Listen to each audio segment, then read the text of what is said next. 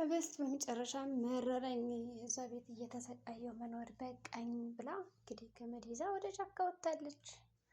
እናም ጫካው ወጥታ በገመድ ታንቄ እሞታለሁ የሚል ያዙ ይልቀቁኝ የሚል ነገሮችን እየሰራች ነው ያለችው።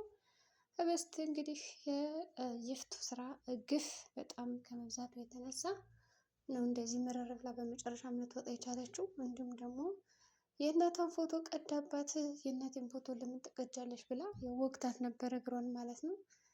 እንግዲህ በነገራችን ላይ ማለት ነው ድራማ ሲሰሩ አሁን በመቀስ ነው አይደል እግሯን የወጋቻት።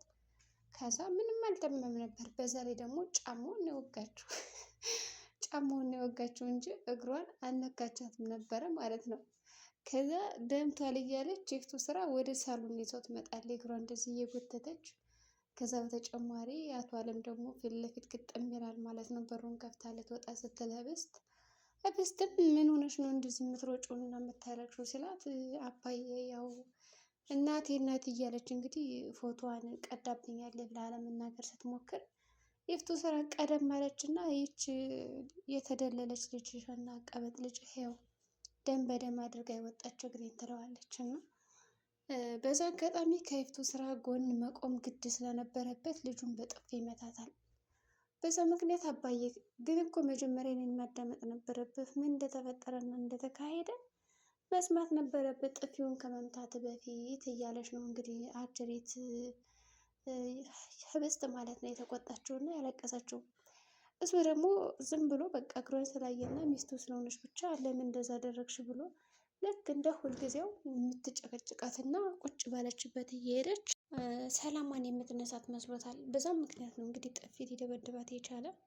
እሳይ ደግ አደረክልኝ ብላ ሚስትም ደስ ብሏት ወደ ክፍሏ ትሄዳለች። የሚገርማችሁ ነገር ሚስት ራሱ ተገርማለች። እንዴት አቶ አለም ዛሬ ለመጀመሪያ ጊዜ ለእኔ ለሚስቱ ቆመልኝ፣ ሚስት የተደበደበች ሚስቴ እንደሆነች ብሎ እንዴት መታት ልጁን በሚለው ተገርማ ተደንቃ ሳትጨርስ ነው እንግዲህ ወደ ክፍል የገቡትና ምን አርገሻል ነው የሚል ጥያቄውን የጠየቀው።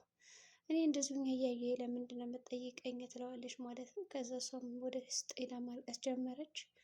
አብነትም ያው ከጓደኛው ጋር ከአምላክ ጋር ሲያወራ ነበረ እንዴት አድርገው እንደሚጋቡ ሀሳቡን ምናምን ወዘተ እያብሰላሰሉ ነው። እናም ደግሞ እስኪ ደግሞ ልሄድላት ያቺ ይፍቱ ስራ ምን እንዳደረገቻት አላውቅም እና ሂጅ ባያት የተሻለ ነው፣ ስለዚህ መሄድ አለብኝ ይልና አጀሬ በአምላክም ይሄዳል እና በአምላክ ሊሄድ እንደዚህ ውጥት ሲል አጅሬት ደግሞ ሄርሜላ መጠጥ ትላለች። በስሙ የታመመ ሰው ልጠይቅ በሚል በአምላክ ጋር ይገጣጠማሉ።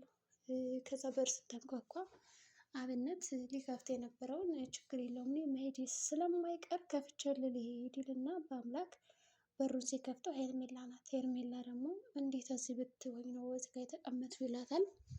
እንግዲህ ደህና አደርክ ደህና መሸህ ብላ ነው የገባችው። እሱ ግን ምንም አይነት መልስ ሳይሰጣት ነው ጥሏት ሄደው ማለት ነው። ከዛ አብነት እንዴት ነህ በማለት ጠይቀዋለች። እንዲሁም ደግሞ ምን አዲስ ነገር አለ የማግዘ ነገር አለ ወይ ትለዋለች ማለት ነው። እሱ ደግሞ ምንም የምታግዢ ነገር የለም፣ ግን እንዴት በዚህ ሰዓት መጣሽ? እንደው የምታገኝበት የምተኝበት ቦታ አገኘሽው ይላታል። አዎ ቦታ አግኝቻለሁ፣ እንደውም አዲስ ቤት ተከራይቻለሁ ከእናንተ አጠገብ፣ ከዚህ አንተ ከተከራየበት አጠገብ ትለዋለች። ከዛ አብነትም የሄርሜላ ነገር ምንም አላማረውም እና ጠረጠረ። እኔ የምልሽ ሄርሜላ እንዴት ነው ምን ማወቅ ፈልገሽ ነው እያለ ጥያቄዋን መጠየቅ ጀመረ። እንዲሁም ደግሞ እንትን አለ ማለት ነው።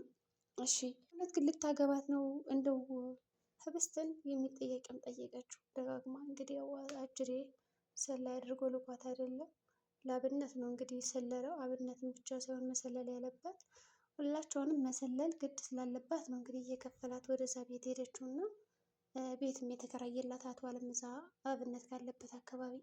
ከዛ አዎ ላገባት ነው ምን ችግር አለው አላት። ከዛ ግን እኮ እኔ እንደምትወደኝ እና እሷን ደግሞ በአምላክ እንደሚወዳት ነበር የማውቀው፣ እንዴት ነው ታዲያ የምታገባት የሚለው ጥያቄ አሁንም ቢሆን ንስር አረጋት። ንስር ከዛ እሱማ ልክ ነሽ እኔ የማውቀው አንቺ እንደምወድሽ ነበረ፣ ግን ደግሞ ምን ይሆናል አልተሳካም፣ ስለዚህ አገባታለሁ ይላታል ማለት ነው። በተጨማሪም እንደዛ ካለችውም በኋላ እያሰበችው ነገር አለ የራሷ ማለት ነው። እንደምንም አድርጋ ለመፈተሽ ሞከረች ነገሮችን።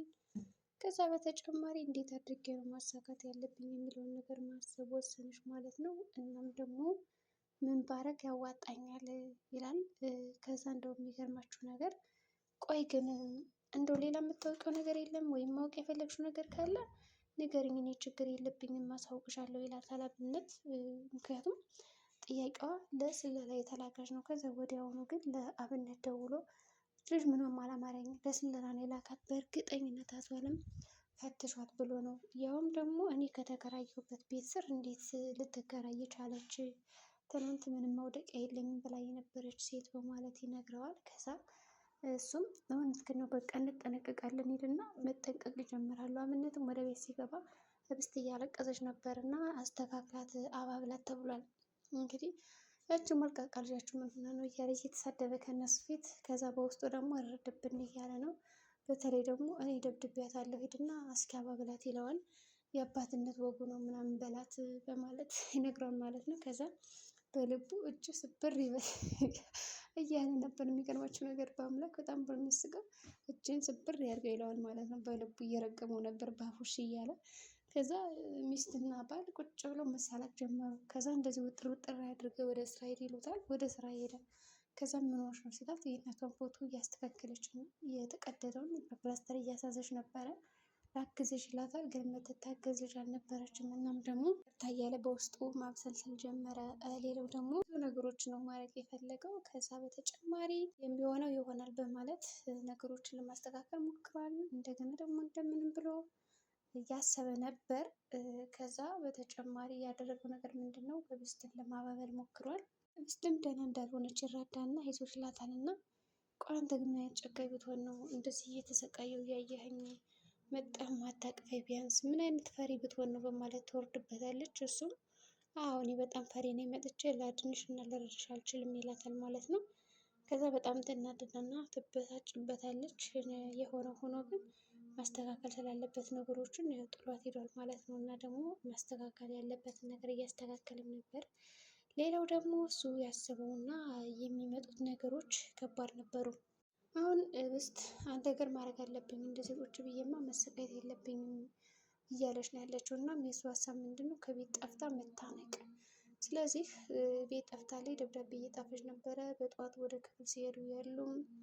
ከዛም በኋላ ይሄ ነገር ምንድን ነው ትለዋለች ማለት ነው። ከዛ ይፍቱ ስራ እኔ ታውቅላታለህ የት እንደሄደች እያለ በጣም ትሟገታለች። ግን ደግሞ ፎቶውን ለቀደደችበት ተበቅሎላታል በአምላክ።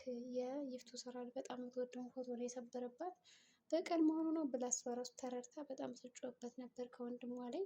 ደግሞ ምንም እንዳልተፈጠረ እያደረገ ነበር። አሁን ህብስትን ማን ያድናታል? እንግዲህ ሁሉም ሰው እየፈለጋት ነው። የእውነት ራሷን ታንቃለች ወይስ አታንቅም?